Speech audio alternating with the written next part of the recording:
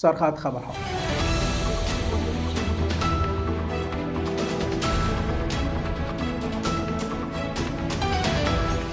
اشتراک سفیر کبیر امارات اسلامی افغانستان در هفتمین فرم همکاری‌های چین آسیای جنوبی. رایزنی درباره افزایش صادرات افغانستان به ایران توسط هیئت دو کشور و رد گزارش‌های منتشر شده از سوی برخی رسانه‌های بین‌المللی درباره انتقال پول به ایران توسط امارات متحده عربی.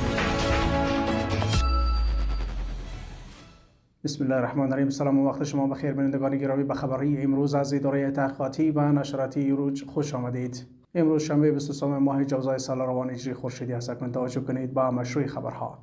مولوی بلال کریمی سفیر کبیر امارات اسلامی افغانستان در بیجینگ در هفتمین فرم همکاری‌های چین آسیای جنوبی اشتراک و سخنرانی کرد.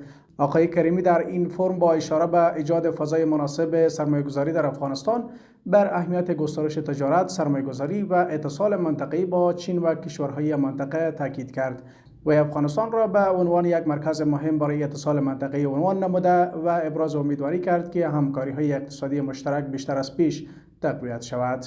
سید کریم هاشمی رئیس اتاق تجارت و سرمایه‌گذاری افغانستان با هیئت اتاق تجارت مشترک ایران و افغانستان و مقام‌های ایرانی دیدار کرد.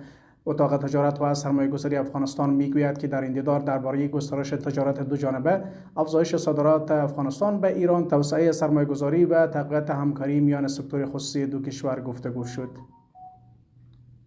وزارت امور مهاجرین و عودت کنندگان اعلام کرد که 763 مهاجر افغان در یک هفته از زندانهای پاکستان آزاد شده و به کشور بازگشتند. به گفته این وزارت، افراد مذکور پس از ثبت و دریافت کمک‌های بشری به مناطق اصلیشان منتقل شدند.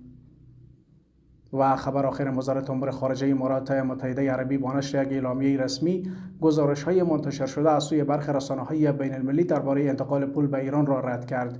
در اعلامیه این وزارت هم دستگیری‌های مطرح شده مبنی بر انتقال حدود 3 میلیارد دلار از امارات به ایران کاملا نادرست و بی اساس است. وزارت امور خارجه امارات تاکید کرده که هیچ گونه دارایی مسدود شده ایران از طریق این کشور آزاد، منتقل یا جابجا نشده است. بینندگان گرامی، این بود خبرهای امروز که تقدیمتان شد. از توجه و همراهی شما جهان سپاس. خدا نگهدار.